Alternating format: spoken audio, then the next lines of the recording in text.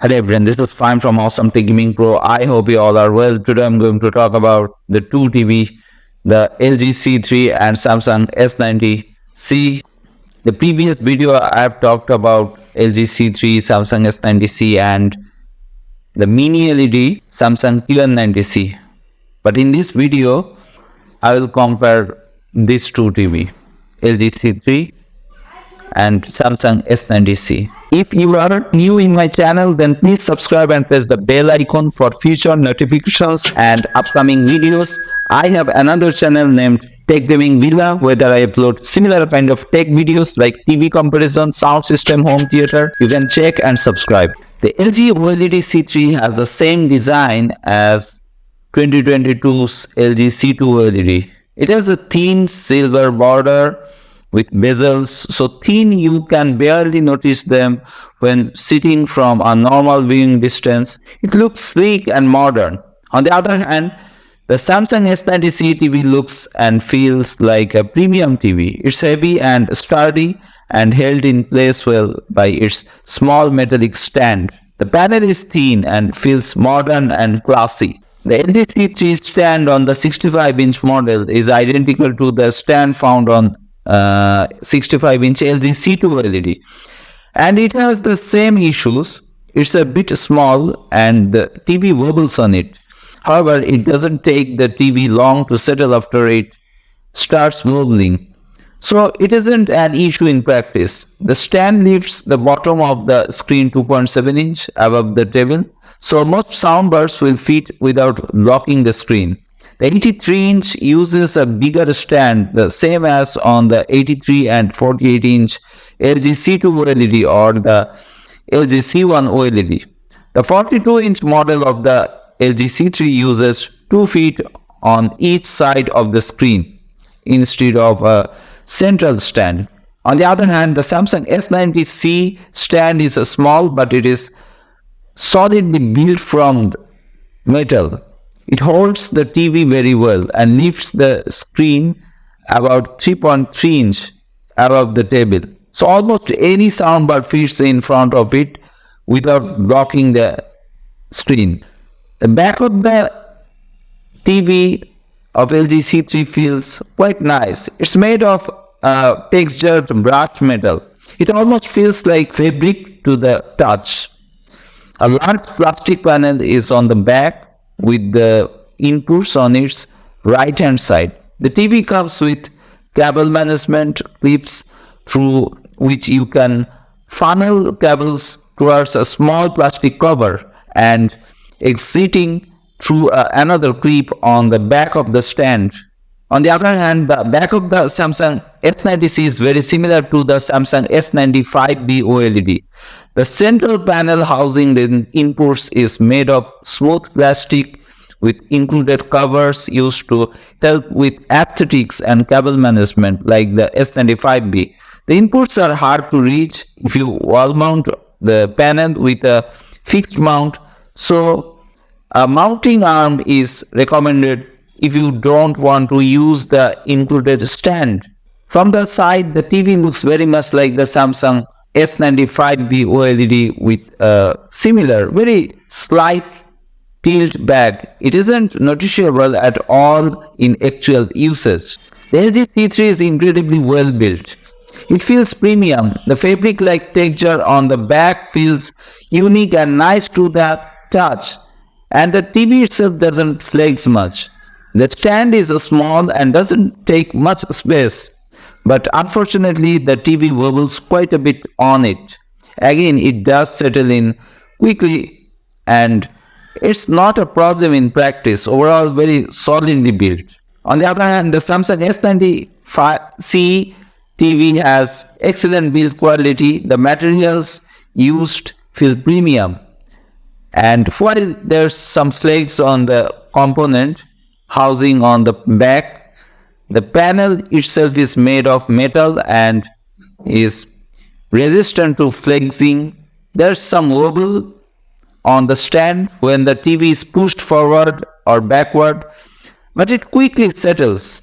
The two bottom corners of the screen are very slightly bowed back. It's extremely subtle and you won't notice it unless you are looking for it. It was also a problem on the Samsung S95B OLED, which can worsen if you lift the TV repeatedly. Unfortunately, the display shows fingerprints easily. They can be difficult to remove. If you see the picture quality of this 2 TB, the LG C3 has a nearly infinite contrast ratio like every other OLED, as each pixel can individually control its own brightness due to the OLED's self-emitting technology. You can have super bright highlights next to pixels that are completely off, leading to perfect blacks with no blooming or haloing. It's very impressive in a dark room. On the other hand, Samsung S90C as OLED displays use self-emitting pixels instead of a backlight. Pixels can independently brighten themselves up to their peak brightness, or inversely, they can fully turn themselves off for perfect blacks. This ability to fully turn its pixels off gives OLEDs a near infinite contrast ratio with bright highlights right next to perfect blacks with no blooming or haloing. On LG C3, since pixels can be completely turned off next to pixels that are lit up to their maximum brightness, the blacks surrounding bright elements are perfect and don't have any blooming. The S90C also uses self-emissive OLED technology. There's absolutely no blooming around bright highlights or subtitles in otherwise dark scenes. As with other OLED TVs, the LG C3 TV doesn't have a backlight, but its self-emissive pixels give it the equivalent of a perfect local dimming feature with no zone transitions. On zone transition video on the TV, so you can see how the screen performs and compare it with a TV that has local dimming. On S90C, the panel doesn't have a backlight, but thanks to its nearly infinite contrast ratio, it has the equivalent of a perfect local dimming feature with no zone transitions. There's no difference in dark scene behavior between the calibrated picture modes and game mode. It looks fantastic on LG C3. On the other hand, the Samsung S90C TV's contrast and dark details in game mode are nearly identical to movie mode, but just a tad brighter and with a cooler color temperature. The LG C3 has a very good HDR peak brightness. In certain scenes, it's a noticeable improvement from last year's LG C2 OLED. Like other OLEDs, large bright scenes are significantly dimmer than smaller highlights due to the automatic brightness limiter. It's not very noticeable during normal viewing, as the brightness transitions are typically smooth and seamless. However, the TV is much dimmer when watching very bright HDR content for extended periods, and the ABL is distracting when using the TV as a PC monitor. Setting peak brightness to off reduces the ABL feature's aggressiveness, but also reduces the panel's peak brightness in all scenes, which makes the TV look dimmer all the time. These measurements are after calibrating the HDR white point with the following setting. You can set HDR picture mode cinema, OLED pixel brightness 100, adjust contrast 100, auto dynamic contrast off, dynamic tone mapping off, expression enhancer detail, peak brightness high. On the other hand, the S90C, the octo color space bug has been fixed. As a result, the brightness measurements with the color space set to auto. The S90C has excellent HDR peak brightness. Bright highlights are vibrant on this TV. Although, like all OLEDs, the S90C has an aggressive automatic brightness limiter, which significantly dims bright highlights when they take up a large portion of the screen. So scenes with a lot of bright areas, like a bright sunny day at the beach, are significantly dimmer on this TV than they are on a non-OLED panel. You can set peak brightness to off in HDR if the brightness fluctuations bother you, but this just makes every scene much dimmer. So now highlights never stand out. These measurements are after calibrating the HDR white point with the following settings. You can set picture mode filmmaker, brightness 50, contrast enhancer off, HDR tone mapping static, color tone warm to, color space settings, auto, peak brightness, high. If you prefer a bright but less accurate image, you can set HDR tone mapping to active.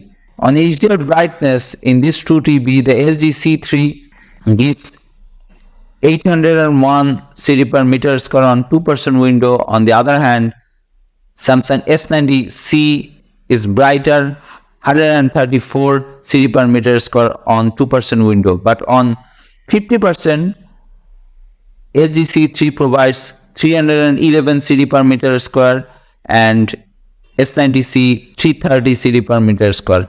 But on peak 100% window, LG C3 is dimmer, 153 CD per meter square. On the other hand, Samsung S90C 209 CD per meter square. But on sustained 100% window, LG C3 provides 150 CD per meter square, which is dim. On the other hand, S90C is slightly brighter. It gives 206 CD per meter square on sustained 100% window. So in this 2TB, which TB you prefer? Please write in the comments below. That's it from now.